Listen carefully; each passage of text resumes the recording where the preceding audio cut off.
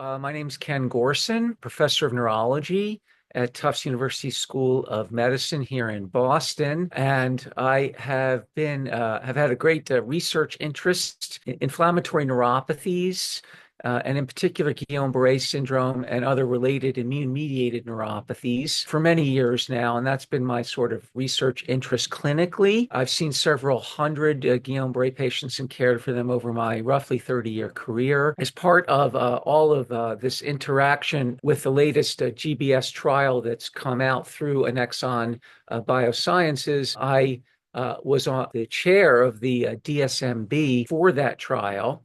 And as part of the comparison data related to the trial, comparing to real-world evidence, looking at the International Guillain-Barré Outcome Study, or IGOS, that was has been the largest prospectively studied database registry for patients with Guillain-Barré, started around 2012. And has now been following 2,000 patients across 21 countries and 5 continents. And I have been on the steering committee for the IGOS study and was also the United States country coordinator for IGOS. So that's just a little bit of my background there. So this is the most common cause of acute paralysis around the world, more or less. It is an autoimmune disease. As our understanding exists, it is often, but not always, triggered by an infectious illness. And what we believe happens is that following the infection, the individual affected will generate autoantibodies directed against the infectious agent. And those antibodies will cross-react with the lining of peripheral nerve or axon. So that would be myelin or axon. And so there are certain molecules that we refer to as antigens or epitopes. And so these antibodies will then bind to these antigen or epitopes on peripheral nerve myelin or axon and cause inflammatory demyelination or axon loss. And for the patient, this translates into rapidly progressive generalized limb weakness, which can be rather severe and leave somebody completely bedbound, paralyzed, and on a ventilator, whereas in the prior week, they were completely normal. So this can affect any individual anywhere at any time. Fortunately, it's quite rare. It affects, in general, about 1 to 2 patients per 100,000 in the general population.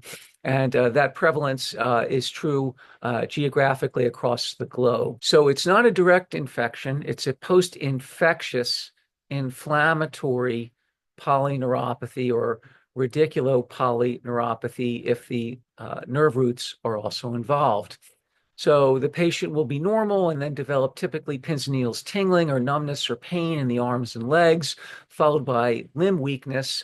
And it can evolve usually over days to weeks and can be mild. In mild cases, patients may remain ambulatory in less severely affected individuals, but can decline, as I've outlined, very quickly. And in these individuals, they'll often present to a local emergency room.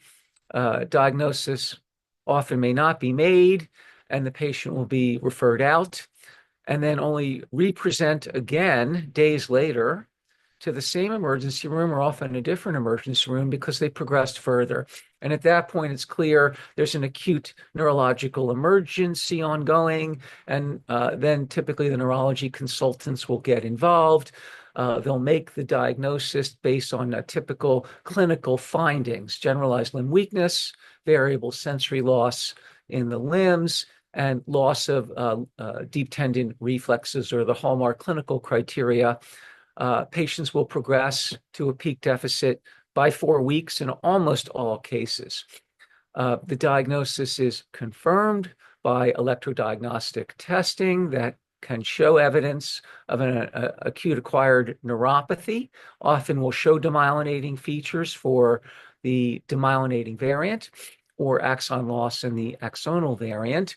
And often a spinal fluid analysis is performed looking for an elevated CSF protein level, which is typically found in about 70 to 80% of patients within a week or so of the timing of the spinal tap to the onset of symptoms.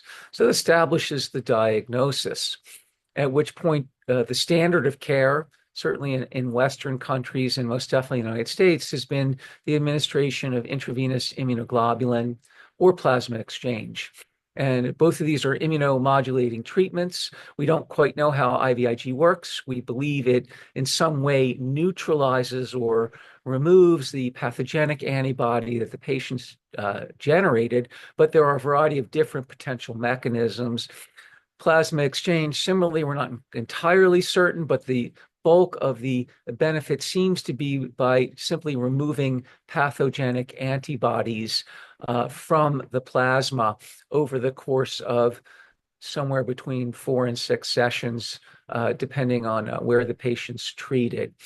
And these treatments need to be administered soon, ideally as quick as possible from the time the diagnosis is established, because the longer you delay treatment, the more nerve is inflamed and damaged. And because many of these people do not recover back to normal, they may be left with substantial residual disability.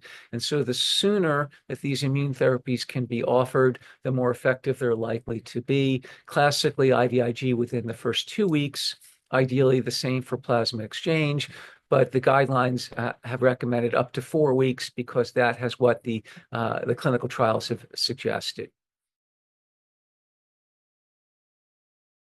So ANX005 is a unique C1q complement inhibitor early on in the complement cascade. And there's now a fair amount of compelling data that complement is a critical element in initiating the demyelinating and or axonal inflammatory response that occurs with GBS. And so what we think happens is that this complement inhibitor shuts the disease down quite early. And indeed, the pivotal phase 3 trial performed as a multi-center study in a double-blind placebo-controlled randomized trial in Bangladesh and the Philippines at multiple sites clearly demonstrated dramatic improvement clinically when this was administered within 10 days of presentation, I believe. And so this translated into marked improvement in muscle strength in a week, reduction in the GBS disability scale, which is the traditional scale that's been utilized to measure functional outcomes in patients with GBS during their acute stage, but also as they evolve towards recovery. Also, from a pharmacodynamic and pharmacokinetic perspective, it's correlated with the reduction in the C1q levels in the spinal fluid. So we have pathogenic evidence of its efficacy by measuring those complement levels. And we have clinical efficacy very early on in shutting the disease down. And this is just so important because we've come to recognize that in Guillain-Barré syndrome, time is nerve, and therefore, the longer you wait, obviously, the longer the severity of the inflammation may continue, but the disease is basically over by 4 weeks. And this has been the fundamental problem where patients can continue to worsen with the best standard of care treatment currently.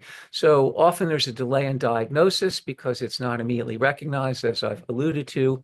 And so these patients may progress over time. By the time the patient's diagnosis is established, and at this point they're often disabled, it takes 5 days to administer IVIG in its standard of care form. That's how it was studied in the original trial, so that's how it's administered. So it takes that long to give, and then you may then see delayed improvement. And often we do, but in severely affected cases, patients can remain the same or even progress through treatment with both IVIG or plasma exchange. And so that's the fundamental issue is although we have treatments that we believe are effective in treating Guillain-Barré, or at least IVIG is comparable to plasma exchange in the studies that were done, we know plasma exchange is superior to placebo in the only placebo-controlled trial that was done. Now we know 40 years later that ANX005 in another placebo-controlled trial is effective in treating GBS. When we compare it to the real-world data from the IGOS database, looking at Western patients from the US and Europe that were treated with either IVIG or plasma exchange, it appears that ANX005 is superior in inducing more rapid recovery and a greater degree of recovery early on compared to those propensity matched patients that allowed for appropriate comparison between the two studies. I think the next step is to publish the data, to write up the information and disperse the information far and wide to our neuromuscular colleagues who treat GBS patients. And then the company will need to proceed through their regulatory process, hoping for a biological licensing application at some point through the FDA and EMA. It's often been discussed, what is the import of this potentially effective agent on the treatment horizon overall in GBS. And my view is that it has the potential to actually revolutionize the treatment of Guillain-Barré syndrome. And it will ideally represent a paradigm shift in the care. And I believe that it will ultimately displace the use of IVIG or plasma exchange as the primary first treatment line for Guillain-Barré syndrome moving forward.